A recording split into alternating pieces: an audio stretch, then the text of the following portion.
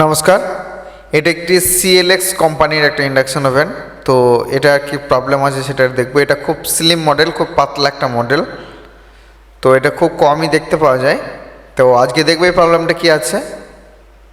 হ্যাঁ, তো এই ইন্ডাকশনের মধ্যে দেখুন 1300 ওয়াটেজ উঠছে, কিন্তু কোনোরকমভাবে কোনোরকম গরম হচ্ছে না। তো এই ধরনের সমস্যা ইন্ডাকশনের মধ্যে দেখা দিয়েছে। তো আজকে এটা আমরা সম্পূর্ণভাবে রিপেয়ার করব। তো আমার চ্যানেলে যারা নতুন দর্শক তারা অবশ্যই চ্যানেলে সাবস্ক্রাইব করে রাখুন। আর আপনাদের যদি কোনো রকম জিজ্ঞাসাবাদ থেকে অবশ্যই আমায় কমেন্ট করতে পারেন, এবং টেলিগ্রামে লিঙ্ক দেওয়া থাকবে, সেখানে আমরা জয়েন হয়ে ফটো দিতে পারেন। তো আমি চেষ্টা করব আপনাদের সার্কিট বোর্ডে যাতে রেডি করে দেওয়া যায়। তো এটা হচ্ছে মেন সার্কিট বোর্ডটা। এই সার্কিট বোর্ডটা একটু দেখুন একটু আলাদা টাইপের। তো এটা একটু মানে গোল টাইপের, মানে কয়েলটার সাইডে এটা এই সার্কিট বোর্ডটা রয়েছে দেখুন। তো এই ধরনের সার্কিট খুব কমই দেখতে পাওয়া যায়, মানে অধিকাংশই খুব কম। আর এই মডেলটা অনেকটা পাতলা, অর্থাৎ স্লিম মডেল টাইপের। এটা অনেকটাই পাতলা মডেল, এবং স্লিম মডেলে অন্যান্য ইন্ডাকশান হয়, কিন্তু এই ইন্ডাকশানটা একটুখানি আলাদা দেখুন। তো সর্বপ্রথম আমাদের এই সার্কিটটাকে চেক করতে হবে।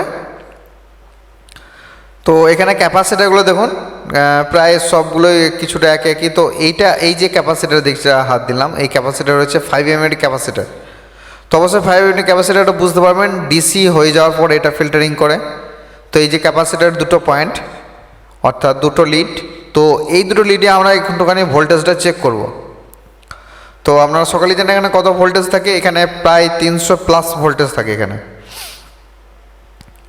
তো এখানে যেহেতু 300+ ভোল্টেজ থাকে, তো আমরা দেখে নেব ভোল্টেজটা ঠিকঠাক আছে না নেই। অনেক সময় কন্ডেন্সার উইক হয়ে গেলে বা একটু ফেঁপে গেলে সেই ভোল্টেজটা আমাদের পাই না। হ্যাঁ, তো এখানে ভোল্টেজ দেখুন 350 মতন ভোল্টেজ রয়েছে, অর্থাৎ এখানে ভোল্টেজটা ঠিকঠাক আছে, কোনো প্রবলেম নেই। তো এবার আমাদেরকে যেহেতু ক্যাপাসিটারটা ঠিক পেলাম, তো এবার আমাদের একটা জিনিস চেক করতে হবে, সেটা হলো যে আইজিবিটিটা আমাদের একটুখানি দেখতে হবে। তো এই যে আইজিবিটিটা রয়েছে দেখুন, তো এই আইজিবিটিটার মাঝের পিন, অর্থাৎ এই পিনটা দেখতে পাচ্ছেন, এটা মাঝের পিনে দেখবেন রেজিস্টার লাগানো থাকে। সব ইন্ডাকশন সার্কিট বোর্ড দিয়ে মাঝের পিনের সঙ্গে একটা রেজিস্টার মাইক্রো কন্ট্রোল আইসির মধ্যে পৌঁছায়। এটা ফিডব্যাক একটা পালস দেয়। তো এখান থেকে দেখুন অনেকগুলো রেজিস্টার সিরিজ টাইপে দেওয়া আছে। অনেক ইন্ডাকশন বোর্ডে একটা করে দেওয়া থাকে, কিন্তু এই ইন্ডাকশন বোর্ডে সিরিজ করে দেওয়া আছে, অর্থাৎ অনেকগুলো 4-5টা মতন 4-5টা মতন রেজিস্টার দেখুন দেওয়া আছে। এই যে রেজিস্টারগুলো, তো এই রেজিস্টারগুলো এই মাঝের পিনের সঙ্গে সংযুক্ত করা আছে। সব ইন্ডাকশন সার্কিট বোর্ডের মধ্যে মাঝের পিনের সঙ্গে রেজিস্টার অবশ্যই থাকবে। তো আমরা যে কোনো একটা রেজিস্টারকে এখানে ওপেন করব। রেজিস্টারটা একটা কেন ওপেন করব, যেহেতু রেজিস্টার একটা যদি ওপেন না করা হয়, আমরা সার্কিট বোর্ড থেকে মাপলে এটা সঠিকভাবে পরিমাপটা পাওয়া যাবে না। তো যে কারণের জন্য আমরা একটা রেজিস্টারকে, যে কোনো একটা রেজিস্টারকে আমরা তুলে নেব। তো আমি সবসময় লাস্টের দিকে বা ফার্স্টের দিকে রেজিস্টার দুটো তোলার চেষ্টা করি, তাহলে কি আমাদের পুরোটা পাওয়া যায় আর কি, কন্টিনিউটি পাওয়া যাবে। প্রথম দিকে লাস্ট অবধি ধরলে একটা কন্টিনিউটি পাওয়া যাবে। তো এইখানে আমার যে রেজিস্টারগুলো রয়েছে সেগুলো প্রথমে ফার্স্ট থেকে লাস্ট পিনে একটুখানি টাচ করে দেখব। না, এখানের মধ্যে কোনো রকম পালস পাচ্ছি না, অর্থাৎ এখানের মধ্যে কোনো রকম রিডিং শো করছে না। তো এবারে আমরা একটা একটা করে চেক করব। প্রথমে যে রেজিস্টারটা আছে সেটা চেক করব। হ্যাঁ, এই রেজিস্টারটা কোনো রকম ভ্যালু পাচ্ছি না। তারপরে রেজিস্টারটা চেক করব। এটা 200K ঠিক আছে এটা।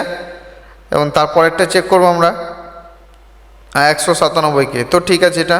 তারপরেরটা একটুখানি চেক করব 204K। তো মোটামুটি এবার সব রেজিস্টারগুলো ঠিক আছে। প্রথম রেজিস্টারটা আরেকবার আমরা চেক করে নিচ্ছি। তো প্রথম রেজিস্টারটা আমাদের কোনো রকমভাবে রিডিং দেখাচ্ছে না, অর্থাৎ কোনো ওম শো করছে না রেজিস্টারটার মধ্যে।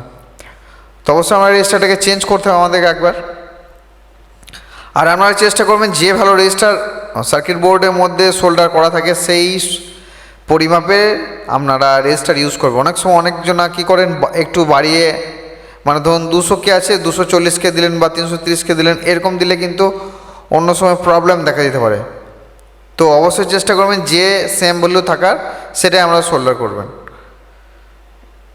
তো এটার ভ্যালু হচ্ছে 200K, ঠিক আছে। তো এটা আমরা একটুখানি চেক করব। তো মাল্টিমিটারের সাহায্যে একটু দেখুন। হ্যাঁ, তো এটা 200K, তো এটা কোনো রিডিং পালস দেখাচ্ছে না। আপনারা অন্য ধরনের মাল্টিমিটার দিয়ে চেক করতেও পারেন। তো আমার এই মাল্টিমিটারটা অটো, যে কারণে একটা পিন মানে একটা মোটে ফেললেই এটা পরিমাপ করা যায়।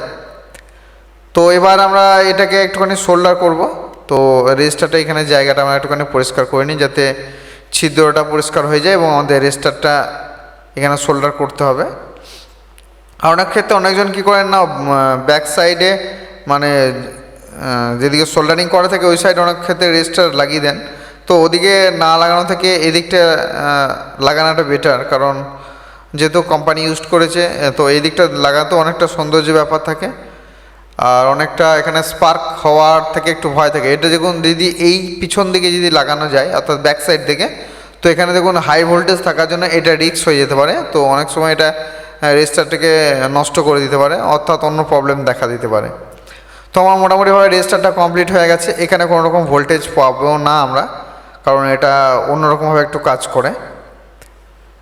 তো আমরা মোটামুটি একটা রেজিস্টার এখানের মধ্যে খারাপ পেয়েছি, অর্থাৎ নষ্ট পেয়েছি এখানের মধ্যে। তো আমরা এখন এটাকে এই কয়েলটা একটুখানি ফিটিংস করে এটাকে একটুখানি চেক করব জাস্ট। তো এই সেটগুলোতে কয়েলটা না খুললে কাজটা করা যায় না। তো কয়েলের 3টে পিন খোলা থেকে 2টো পিন খুলে দেওয়া অনেক সুবিধা। তো এবার এটাকে আমরা একটুখানি চেক করব। তো কাজটা আমরা জাস্ট বসিয়ে নিয়েছি, এবার এটাকে আমরা চেক করবো একটুখানি। তো এখন ইন্ডাকশানের মধ্যে পাওয়ার এসে গিয়েছে, এবার আমরা অন সুইচ প্রেস করবো এবং ফাংশন সুইচ প্রেস করলাম। তো এখানে দেখুন 1300 ওয়াটেজ উঠছে।